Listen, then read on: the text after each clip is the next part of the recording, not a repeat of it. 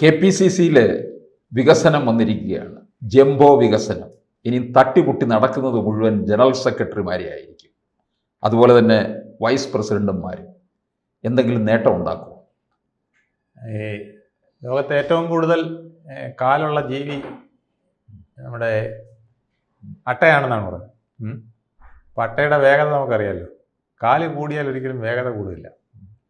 അതുകൊണ്ടാണ് കുതിരയ്ക്ക് 4 കാല് കൊടുത്തിരിക്കുന്നത്, അത് ശക്തിയോടുകൂടി മുന്നോട്ട് പോകാൻ. അതുപോലെ തന്നെ ജിറാഫിന് 4 കാല് നല്ല നീളമുള്ള കാലാണ് കൊടുത്തിരിക്കുന്നത്. അതിൻ്റെ പുറകോട്ടുള്ള ഒരു അടി കിട്ടിയാൽ സിംഹം വരെ തെറിച്ചു പോകും. അപ്പോൾ ആള് കൂടിയാൽ പാമ്പ് ചാവില്ല എന്ന് പണ്ടേ ഒരു ചൊല്ലുണ്ടല്ലോ.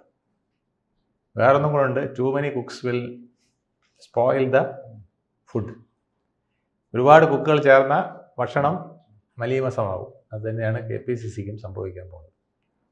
ഒരുപാട് പേര്, ഒരുപാട് ജനറൽ സെക്രട്ടറിമാർ, ഒരുപാട് വൈസ് പ്രസിഡന്റുമാർ, 13ഓളം വൈസ് പ്രസിഡന്റുമാർ, 59 ജനറൽ സെക്രട്ടറിമാർ, അതുപോലെ തന്നെ രാഷ്ട്രീയകാര്യ സമിതിയിൽ നിലവിലുള്ള 34 പുറമെ 6 കൂടെ ചേർത്ത് 40. അപ്പം തന്നെ നമ്മുടെ നിയമസഭയ്ക്കകത്ത് പോലും കൊള്ളിക്കാൻ പറ്റാത്തത്ര ആളായി കഴിഞ്ഞു. നമുക്ക് 140 നിയമസഭയിൽ തന്നെ സീറ്റ്. ഇതിന് പുറമെ പിന്നെ വർക്കിംഗ് പ്രസിഡന്റുമാരുണ്ട് അതിൻ്റെ മുകളിലൊക്കെ. പിന്നെ KPCCയുടെ ആ ഫുൾ ടീം ഇങ്ങനെ അങ്ങോട്ട് വരുമ്പോൾ ഇനിയും കിടക്കുന്നു. ഇനി സെക്രട്ടറിമാരെ തിരഞ്ഞെടുക്കാൻ കിടക്കുക. ഇനി ജനറൽ സെക്രട്ടറി ആയുള്ളൂ, സെക്രട്ടറിമാർ ഇനിയും വരാൻ പോവുക. അപ്പോൾ അതും ഒരു നീണ്ട പട്ടികയാണ്. അതും നീണ്ട പട്ടികയായിട്ട് തന്നെ വരും. ഇതിൽ രസമതല്ല, 14 ജില്ലകളേ ഉള്ളൂ, 14 DCCമാരേ ഉള്ളൂ. 14 DCC പ്രസിഡന്റുമാരെ ഭരിക്കാനായിട്ട് ഏതാണ്ട് 200ഓളം വരുന്ന ഒരു പട KPCCക്കകത്ത് ഒരുങ്ങാൻ പോകുന്നു എന്ന് പറയുമ്പം ഈ DCC പ്രസിഡന്റുമാർ ഓടിക്കളയുമെന്ന് എനിക്ക് തോന്നുന്നു. ഇതെങ്ങനെ, ഏത് സിദ്ധാന്തത്തിലാണ് ഈ അഡ്മിനിസ്ട്രേഷൻ കൊണ്ടുപോകുന്നത് എനിക്ക് മനസ്സിലായില്ല. BJPക്ക് പോലും പിന്നെ ആളെ തൃപ്തിപ്പെടുത്താനൊക്കെ ആഗ്രഹിച്ച് ഉണ്ടാക്കിയതാണെങ്കിൽ പോലും അവരുടെ 4 ജനറൽ സെക്രട്ടറിമാരേ ഉള്ളൂ. പിന്നെ ഒരു സംഘടനാ ജനറൽ സെക്രട്ടറി വേണമെങ്കിൽ 5 എന്ന് പറയാം. ഇത് ഇത്രയധികം ജനറൽ സെക്രട്ടറിമാർ എങ്ങനെ വരുന്നു? അവരെന്ത് ചെയ്യും? എന്താണ് അവർക്കുള്ള ഉദ്യോഗം? ഏതാണ്ട് കോൺഗ്രസ്സിന് കിട്ടുന്ന മണ്ഡലങ്ങളിൽ ഏറ്റവും കൂടിയത് 100 വിചാരിച്ചു. അപ്പോൾ അതിന് ഒരു മണ്ഡലത്തിന് ഒരാളെ വെച്ച് കൊടുത്താലും പിന്നെയും അധികമാണ് KPCC ഭാരവാഹികൾ. അപ്പോൾ ഇത് കോൺഗ്രസ്സിനെ വല്ലാത്ത ഒരു സർക്കസ് കൂടാരമാക്കാനാണ് ഇത് വരിക. ഈ ആള് കൂടിയാൽ പാമ്പ് ചാവില്ല എന്ന് പറയുന്നത് പോലെ ഈ ആള് കൂടിയിട്ടും വലിയ കാര്യം ഉണ്ടാകുമെന്ന് തോന്നുന്നില്ല. ഇല്ല, അത് സംശയമില്ല. ഈ തരത്തിലാണ് പോക്കെങ്കിൽ വലിയ പാടാണ്. ഇത് നിരവധി ഗ്രൂപ്പുകൾ, ഈ ഗ്രൂപ്പുകളെ സാധാരണഗതിയിൽ നിയന്ത്രിക്കേണ്ട ആളാരാണ്? AICC ജനറൽ സെക്രട്ടറിയാണ് അല്ലേ? രാഹുൽ ഗാന്ധിക്ക് ഇതിനൊന്നും സമയമില്ല. പിന്നെ അഹമ്മദ് പട്ടേലിൻ്റെ സ്ഥാനത്തിരിക്കുന്ന KC വേണുഗോപാലാണ് ഇതൊക്കെ നിയന്ത്രിക്കേണ്ടത്. അദ്ദേഹമാണ് ഇപ്പോൾ ഈ ഗ്രൂപ്പിനെല്ലാം നേതൃത്വം കൊടുക്കുന്നതെന്നാണ്. അപ്പോൾ എന്താണ് കാണിക്കുന്നത്? റഫറി ഇറങ്ങി കളിക്കുക, റഫറി ഗോളടിക്കുക. അതെ, കളിക്ക് മാത്രമല്ല, റഫറി പെനാൽറ്റി ബോക്സിൽ കൊണ്ട് പന്ത് വെച്ചിട്ട് താൻ തന്നെ അങ്ങ് ഗോളടിക്കുകയാണ്. അപ്പോൾ എന്നിട്ട് ഞാൻ തന്നെ ജയിച്ചേ എന്ന് പറഞ്ഞ് തിരിച്ചോടി വന്ന് അടുത്ത പന്തും കൊണ്ട് സെൻറ്ററിൽ വെച്ച് വീണ്ടും ഗോളടിക്കുകയാണ്. കഴിഞ്ഞ ദിവസം ഗോള് 5-6 അടിച്ചേ ഉള്ളൂ. അബിൻ വർക്കിയെ മലത്തി അടിച്ചതും ജിനീഷിനെ കൊണ്ടുവന്ന് തലപ്പത്തിരുത്തിയതും ഒക്കെയുള്ള ഗോളുകൾ കഴിഞ്ഞ ദിവസങ്ങളിൽ അതിൻ്റെ ഭൂകമ്പം തീർന്നിട്ടില്ല. അതിനിടയ്ക്കാണ് നമ്മുടെ ചാണ്ടി ഉമ്മൻ കരഞ്ഞുകൊണ്ട് പോയത്. നാഷണൽ ഔട്ട്റീച്ച് സെല്ലിൻ്റെ ഉന്നത പദവിയിൽ നിന്ന് അദ്ദേഹത്തിനെ പുറത്താക്കിയത്. അപ്പോൾ കോൺഗ്രസ്സിനകത്ത് ആകെ കലശ കോൺഗ്രസ് ഒന്നുകൂടെ പറയാം അല്ലേ?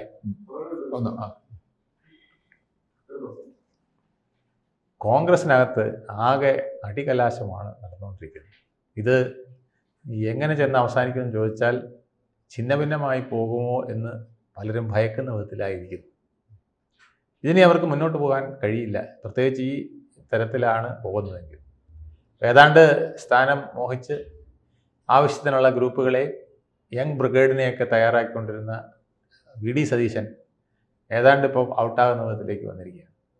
അപ്പോഴാണ് വേറൊരു ഗ്രൂപ്പിനെ ഇതുപോലെ കൊണ്ടുവന്ന് ശക്തമായിട്ട്, അതായത് കേരള നേതൃത്വം നയിക്കേണ്ട കേരളത്തിൻ്റെ പ്രതിപക്ഷ നേതാവ് ഉണ്ടാക്കിയ ഗ്രൂപ്പിനെ അതിനേക്കാൾ അതീതമായ ഒരു ഗ്രൂപ്പുമായിട്ട് അദ്ദേഹം ഏകദേശം ബാക്കി ഗ്രൂപ്പുകളെയൊക്കെ ഒന്ന് തട്ടി കുടഞ്ഞ് തള്ളി മാറ്റി തൻ്റെ ഗ്രൂപ്പ് ഏതാണ്ട് പ്രാമുഖ്യത്തിൽ വരുന്ന വിധത്തിലാക്കിയെടുത്തപ്പോഴാണ് വേറൊരു അതിശക്ത ഗ്രൂപ്പുമായിട്ട് AICC ജനറൽ സെക്രട്ടറി തന്നെ KC വേണുഗോപാൽ തന്നെ രംഗപ്രവേശനം ചെയ്തിരിക്കുന്നു. ഇപ്പം ഗ്രൂപ്പ് പോര് എന്ന് പറയുന്നത് യഥാർത്ഥത്തിൽ നമുക്കിനി കാണാനിരിക്കുന്നതേ ഉള്ളൂ.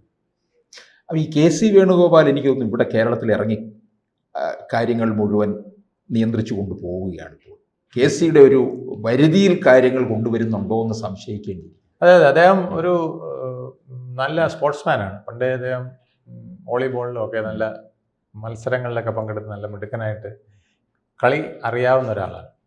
അദ്ദേഹത്തിന് അറിയാം ഈ കളിയിൽ ആദ്യമേ ചാടിക്കയറി ഗോളടിക്കേണ്ട കാര്യമില്ല. അദ്ദേഹം വെയിറ്റ് ചെയ്യായിരുന്നു.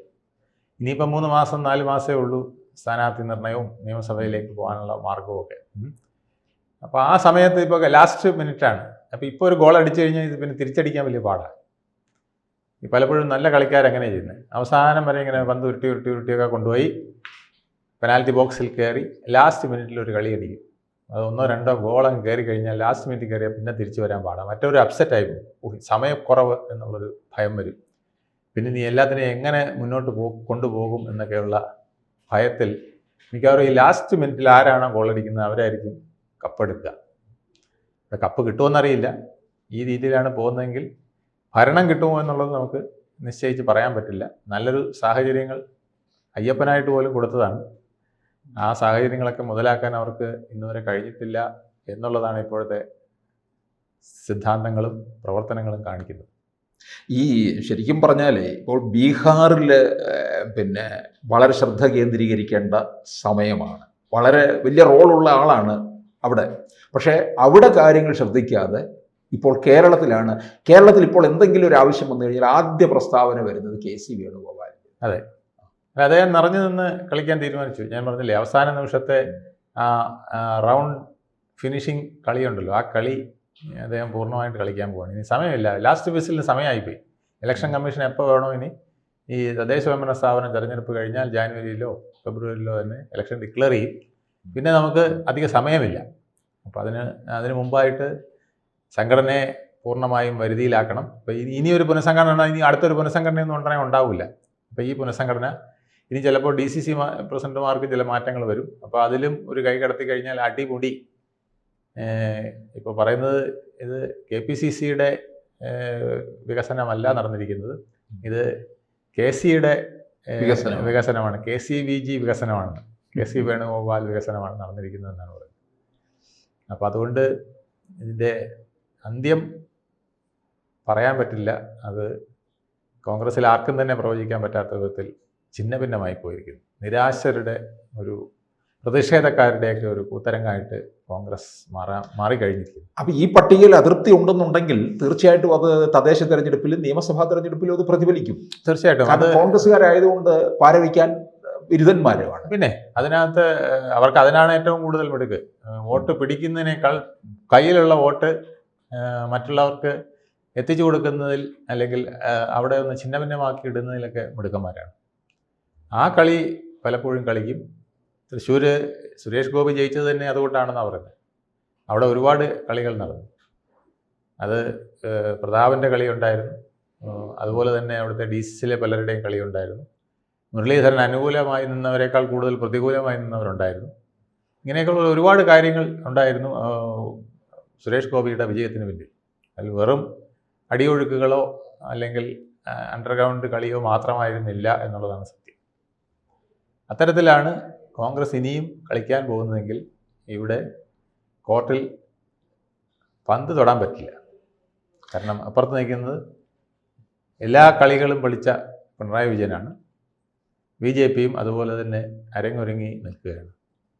ഈ KC നല്ല രീതിയിൽ വെട്ടിയിരിക്കുന്നത് ചെന്നിത്തല വിഭാഗത്തെയാണ് ഏറ്റവും കൂടുതലായിട്ട് ഇല്ലാതാക്കിയിരിക്കുന്നത്. ഇപ്പം അബിൻ വർക്കി ആയാലും പിന്നീട് ഇപ്പം ചെന്നിത്തല ഇപ്പോൾ കേരളത്തിലൊരല്പം ജനപ്രീതി നേടി നിൽക്കുകയാണ്. കാരണം ലഹരിക്ക് എതിരെ അതിശക്തമായിട്ടുള്ള പ്രചാരണവുമായിട്ട് ജില്ലകളിലൂടെ സഞ്ചരിച്ചുകൊണ്ടിരിക്കുകയും ഒക്കെ ചെയ്യുന്നുണ്ട്.